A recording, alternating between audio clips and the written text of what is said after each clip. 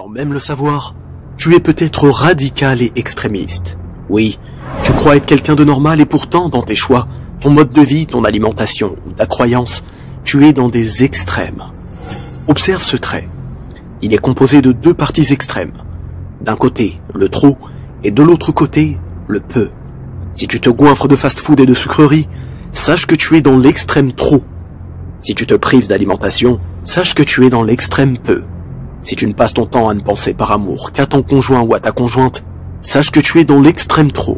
Et si tu n'y penses jamais et que tu es négligent, sache que tu es alors dans l'extrême peu. Si tu rigoles toute la journée ou que tu ne fais que d'être dur de caractère sans jamais sourire, encore une fois, tu es dans deux extrêmes. Eh bien pour la religion, c'est la même chose.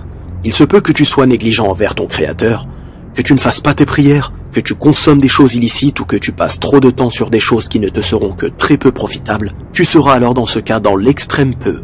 Et il se peut au contraire que tu passes ton temps à jeûner, tous les jours, que tu te consacres à ta religion au point d'en négliger ta famille et ton foyer. Il se peut que tu sois dur envers les autres et que tu manques de patience et de tolérance. Pire encore, il se peut que tu sois violent verbalement ou physiquement par excès de dureté. Tu seras alors dans l'extrême trop. Laisse-moi te parler de la position dans laquelle tu dois être quoi qu'il en soit. Cette position s'appelle al-wasatiyya, le juste milieu. Il s'agit de la position du prophète sallallahu alayhi wa sallam au sujet de toute chose, religieuse ou mondaine, physique ou sentimentale. Oui, tel était le positionnement du meilleur des hommes. Est-ce qu'il jeûnait tous les jours? Non. Est-ce qu'il était dur au point de ne pas sourire? Non. Était-il violent ou trop laxiste? Non. Allah subhanahu wa ta'ala nous informe dans la sourate Al-Baqarah au verset 143 « Et aussi nous avons fait de vous une communauté de justes pour que vous soyez témoins aux gens comme le messager sera témoin à vous. » Dans un hadith, le prophète sallallahu alayhi wa sallam dit « Défiez-vous de l'exagération, défiez-vous de l'exagération, défiez-vous de l'exagération. » Toutes les sectes aujourd'hui existantes sont apparues à cause de l'exagération et de l'extrémisme. C'est d'ailleurs ce qui peut mener les gens au shirk, le contraire du tawhid, en exagérant dans l'estime qu'ils ont envers certaines personnes, vivantes ou mortes. Je vais te donner maintenant un moyen simple de savoir si tu es dans un extrême et si tu dois te conformer.